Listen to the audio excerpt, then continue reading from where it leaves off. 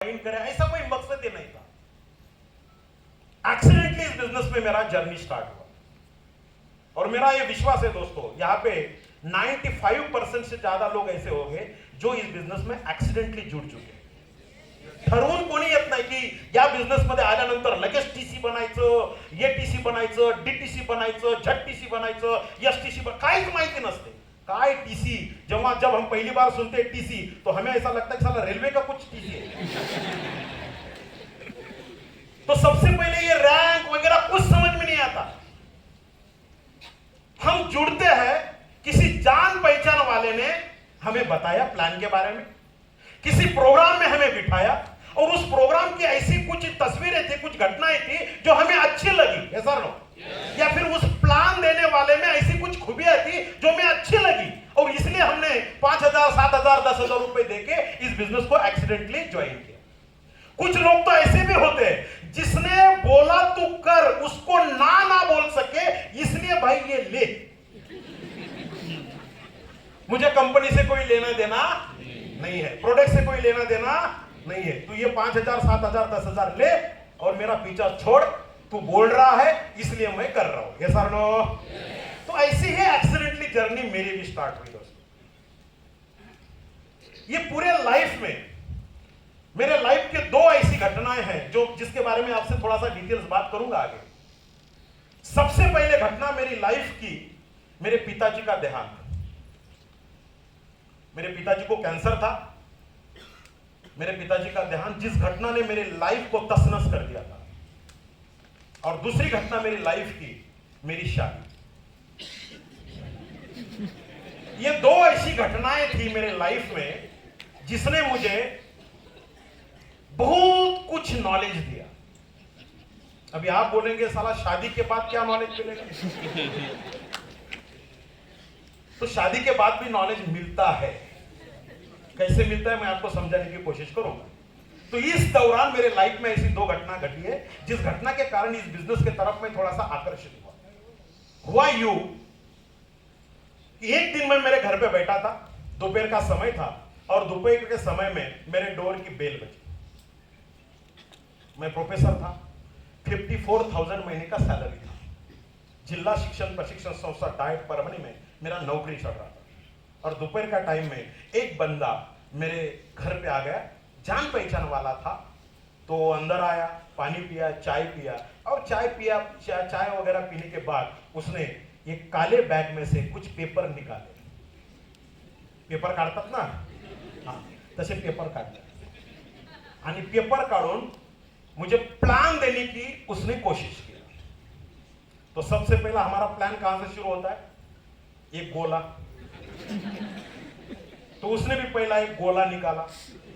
उस गोले के अंदर लिखा यू, फिर उस गोले को ऐसा सेंटर और फिर उसके बाजू में और एक गोला, उधर भी लिखा यू, फिर और एक गोला इधर से साइड में, उसमें भी लिखा यू. ऐसे करके 2 गोले, फिर 4 गोले, फिर 8 गोले, ऐसे गोले गोले पूरा पेज भर गोले गोले निकाला. और वो जब गोला गोला गोला गोला खेल रहा था तो मुझे भी अच्छा लगा कि गोला निकाल रहा है.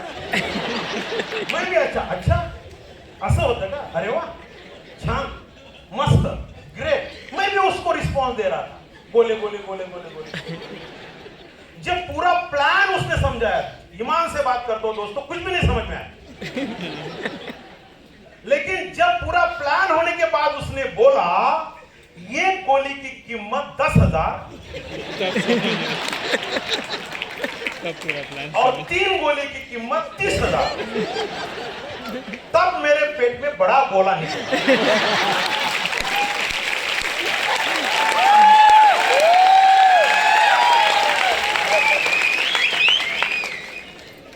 बहुत सारे लोगों के साथ ये घटना घटी है. ऐसा ही होता है, डिस्ट्रीब्यूटर ऐसे ही बनते हैं और इसी गोले गोले से फिर डायमंड बनते हैं.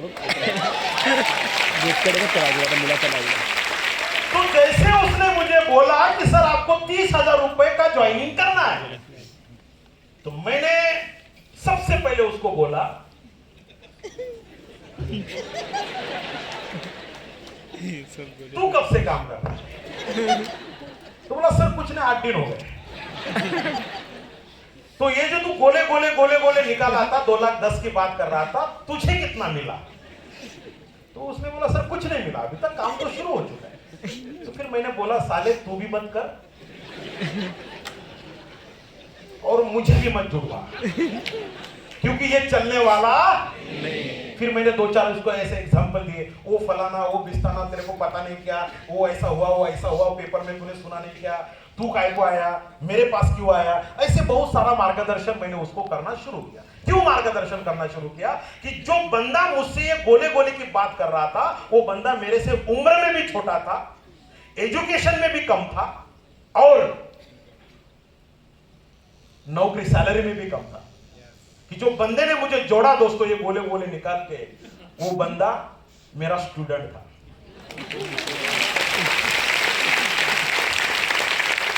जिसको 2 साल मैंने डीएड को पढ़ाया।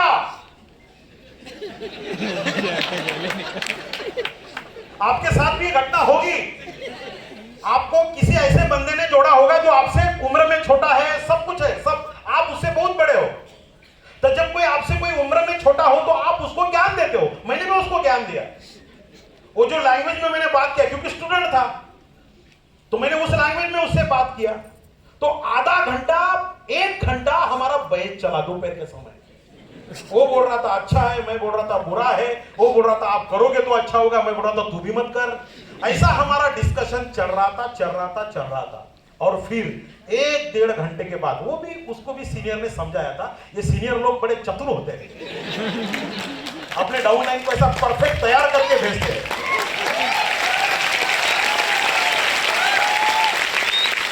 तो उसने भी ऐसा डायलॉग डाला, वो डायलॉग के बाद मुझे पैसा देना पड़ा। और मैं विश्वास के साथ बोलता हूं दोस्तों, जब हम शुरू में प्लान दिखाते हैं तो प्लान देख के कोई नहीं जुड़ता। वो प्लान के बाद जो 20-25 मिनट का जो डिस्कशन होता है ना, वो अगर इफेक्टिव रहा,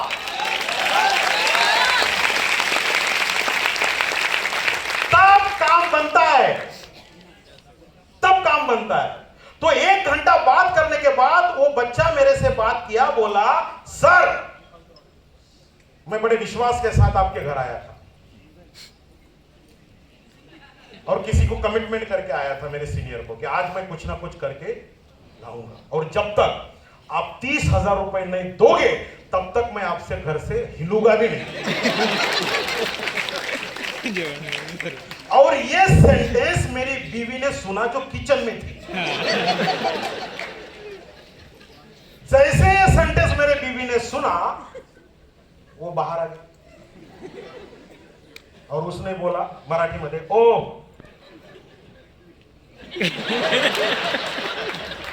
ये उंगली में बड़ी ताकत होती है, बहुत बड़ा पावर होता है इस उंगली में। जैसे उसने बोला ओ इकडे या, तो फिर मैं गया लुंगी बनियान। तो बोली दुपारचे 2 वाजता आहेत, 1.5 तासापासून ते काटतं तुमचं डोकं खाते, ते उठल्याशिवाय आमची झोप होणार नाही। एक तर त्याला उठवा, नाही तर तुम्ही बाहेर जा, नसेल तर त्याला पैसे द्या। एवढं जीव तोडून सांगतो, द्या ना। मी तिला म्हटलं अगं 30,000 मागते। तिनं मला सांगितलं नको तिथं पैसे घालता।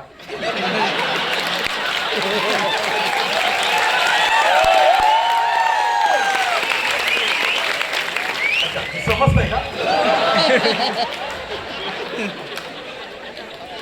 जगात कुठेही जा, याला काहीच प्रॉब्लेम नाही। नको तिथं पैसे घालता, इथं तो पोरगा एवढा जीव तोडून सांगतो द्या ना 30,000। फिर मैं अंदर चला गया, आईडीबीआई बैंक का चेकबुक निकला, उसको दिया, बोल 30,000 ये ले और उठ। फिर बोला वो आधार कार्ड पाहिजे, म्हटलं हे घे। बोला पॅन कार्ड पण पाहिजे, म्हटलं हे घे, आणि बँकेचं पासबुक सब दे दिया। मैंने बोला हो गया, मैंने हो, मतलब उठ। मैं ऐसे सोफे पे बैठा था लुंगी बनियान पे, उसने पूरा डॉक्यूमेंट्स ले लिया, बैग उठाया, पूरा उसमें डाला और निकला। और जैसे निकला तो दरवाजे के पास आके मेरे तरफ ऐसा देखने लगा। तब मुझे कुछ समझ में नहीं आ रहा, अब समझ में आ रहा है वो ऐसा क्यों देख रहा है। उसको ये बोलना था, मी पुन्हा येईल।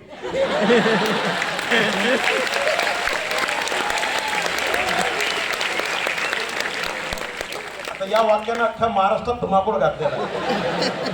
मी वैसे वो भी बोल रहा था कि मैं फिर आऊंगा, और फिर वो निकल गया। फिर मुझे ऐसा लगा अभी जान छूटी हो गया। 8 दिन के बाद वो फिर आया और फिर 2 थैले। उस समय ये 2013 की बात है दोस्तों, कंपनी के पास सिर्फ 5 प्रोडक्ट हुआ करते थे। एक मेंस किट थी, एक वुमेन्स किट थी, एक फैमिली किट थी, एक 95 था, एक प्रोटीन पाउडर का डब्बा था और एक फुट पैच का एक पाउच थे। तो उसने मुझे समझाया कि फुट पैच तुमच्यासाठी लय महत्वाचा है, उससे टॉक्सिन्स बाहर निकलता है। जो आप करते हो तो वो रात को जब लगाओगे, जब आप लगाओगे तो रात भर जितना दिन भर जितना किया वो सब रात में उतर जाएगा। तो मैंने सबसे पहले वही निकाला, वो दे दे, सब निकलना है। बीवी ने 95 लिया, प्रोडक्ट अच्छे लगे, फिर प्रोडक्ट के बारे में उससे बात करना शुरू किया। प्रोडक्ट रियली अच्छे थे। अपने कंपनी के प्रोडक्ट कैसे हैं? आवाज नहीं आ रहा। सब प्रोडक्ट रिजल्ट ओरिएंटेड है, एवरी प्रोडक्ट में क्वालिटी है। तो मुझे भी अच्छा लगे। 95 बीवी ने लिया, मैंने लिया, बच्चे ने प्रोडक्ट यूज किया, सब फैमिली ने प्रोडक्ट यूज करना शुरू किया, तो बहुत अच्छा लगे। एक तो बात पक्की हो गई कि अपन ने जितना पैसा दिया उतना कंपनी ने हमें प्रोडक्ट दिया, तो हमारा बचा कुछ भी नहीं है कंपनी के पास। मतलब ये फंसाने वाला बिजनेस नहीं है। हम जितना पेमेंट दे रहे हैं उतने का हमें कंपनी प्रोडक्ट दे रही है। मनी फॉर वर्थ है, कोई इश्यू नहीं उसमें। तो पहला बात समझ में आया कि इसमें किसी प्रकार का, किसी डिस्ट्रीब्यूटर का, किसी गेस्ट का किसी प्रकार का नुकसान नहीं है। तो जब प्रोडक्ट लेके आया, मैंने प्रोडक्ट देखे, उसने बिल दिया, सब कुछ किया, मैंने बोला हो गया, बोला हो गया, निकल। तो फिर वो निकल गया। और 21 दिन के बाद दोस्तों कॉलेज में जा रहा था, उसी समय मेरे अकाउंट में जो मेरा ट्रायंगल बनाया था, तब प्लान के बारे में कुछ जानकारी नहीं थी एक्चुअली, छोटा सा अमाउंट था, 800 साढ़े 800 रुपए मेरे अकाउंट में जमा हो गया। तो फिर मैंने देखा, बुधवार का दिन था, माइलस्टोन कंपनी से अपन ने तो काम शुरू भी नहीं किया, अपन ने तो किसी बंदे को बोला भी नहीं, फिर भी पेमेंट कैसा आया, ये कैसा आया, ये पूछने के लिए मैंने उसको कॉल किया कि भाई ये मेरे अकाउंट में कुछ तो 800 साढ़े 800 रुपए आए हैं, कैसे आए? तो उसने ऊपर से जवाब दिया, सर ये हर बुधवार आते हैं। आते हैं कि नहीं आते? तो नेक्स्ट बुधवार भी आपको चाहिए तो हम आपको मिलने आ रहे हैं। तो पैसों की बात थी दोस्तों, तो मुझे लगा कि चलो आ जाओ। हम वैसे बड़े स्वार्थी लोग होते हैं, जब हमारा अच्छा होने लगता है तो हमें अच्छा लगता है। तो फिर मैंने बोला आ जाओ, तो बोला कि सर मैं अकेला नहीं आ रहा हूं, मेरे सीनियर के साथ आ रहा हूं और बड़ा गाड़ी लेके आ रहे हैं हम आपको मिलने के लिए। ये हर बुधवार कैसे आता है वो समझने के। दोस्तों गुरुवार का दिन था, हम गजानन महाराज को मानने वाले लोग हैं, तो गुरुवार के दिन कोई मेहमान अगर घर पे आता है तो हमारे परिसर में, हमारे बाग में थोड़ा सा एक स्पिरिचुअलिटी का पार्ट होता है। तो जब गुरुवार के दिन वो मेहमान आ गए तो मैं भी थोड़ा सा लुंगी बनियान से हटके थोड़ा सा कपड़े में आ गया। बड़ा गाड़ी आने वाला था, तो फिर मैंने उसका वेलकम करने का, आडोस पडोस रिश्तेदार शेजारच्या लोकांना थोडंसं इम्प्रेशन बसावं म्हणून आमच्या घरी गाडी आली मोठी, हे दाखवण्यासाठी मग मी बाहेर आलो, वेलकम केलं, चाय पाणी झालं, डिस्कशन झालं, आणि डिस्कशन केल्यानंतर फिर से वो बंदे ने पेपर निकाला। अभी वो समझा रहा है कि ये हर वीक कैसा आएगा, और फिर शुरू हो गया फिर गोला। जैसे पहला गोला निकाला मेरे मन में लड्डू नहीं फूटा, गोला निकला कि साला और 30,000 मांगेगा। तो फिर मैंने बोला और भरना पड़ेगा 30,000। बोला नाही तुम्हाला आता काय भरायचं काम नाही, आता टेंशन नका घेऊ, आता फक्त हा प्लान काय तो समझून गया, प्लान को समझो, ठीक है। फिर उसने प्लान को अच्छी तरीके से समझाया, उसके सीनियर के तरीके से समझाया, वो भी मुझे भी थोड़ा थोड़ा अब समझ में आ रहा है कि कैसे करना है, क्या करना है। पूरा प्लान आधे घंटे का होने के बाद फिर मैंने उसको, वो सीनियर था मेरा, उसको सवाल पूछा, मैंने सर इतना पैसा आता है, 2,10,000 की बात कर रहे हैं, अब इतना पैसा आता है? बोले हाँ इतना आता है। मग मी त्याला सहज विचारलं तुम्हाला किती आले, त्या सीनियरला विचारलं तुम्हाला किती आला, आपको कितना आया? तो उसने माय डियर फ्रेंड बैग में से वो पूरा बैंक का पासबुक स्टेटमेंट वगैरह सब निकाला, और जिस हफ्ते में मुझे 800 रुपए आए थे, उस हफ्ते का उस मेरे सीनियर का इनकम था 98,000 रुपीज। मैं प्रोफेशनल इंसान हूं। जैसे मैंने एक हफ्ते का इनकम 98,000 देखा, फिर मैंने दूसरा सवाल उसको पूछा, क्योंकि 98,000 मतलब 1 लाख रुपए हफ्ता, महीने का 4 लाख रुपए मेरे दिमाग में चल रहा था। तो मैंने बोला कि इतना सारा इनकम अगर आप हफ्ते में लेते हो तो आपका एजुकेशन कितना हुआ? वो सीनियर से पूछा, तो उसने बोला कि सर मैं 12th फेल हूं।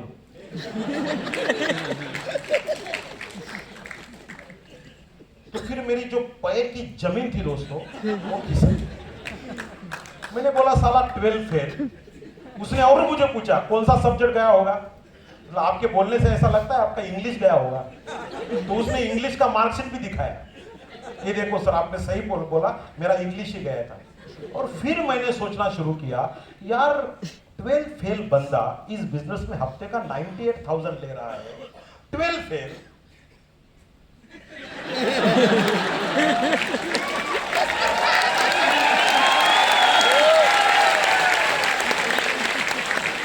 और मैं 54,000 महीने का। तो मैंने मेरे मन में सवाल पूछा, प्रॉब्लम किधर है? प्रॉब्लम मेरे में है, मेरे क्वालिफिकेशन में है, उस बंदे में है, उसके क्वालिफिकेशन में प्रॉब्लम है किधर? तब मुझे एहसास हुआ माय डियर फ्रेंड, प्रॉब्लम ना मेरे में है, प्रॉब्लम ना उस बंदे में है, प्रॉब्लम ना उसके ट्रैक में है, प्रॉब्लम है जिस प्लेटफॉर्म में वो काम कर रहा है, उस प्लेटफॉर्म की ये अहमियत है कि वो 98,000 हफ्ते का कमा रहा है, और प्रॉब्लम मेरे में भी नहीं है। और फिर दोस्तों मैंने मोटिवेशन में आके मैंने उसको बोला कि भैया आपको अब तो बिजनेस शुरू करना है, फॉर्म दे मुझे।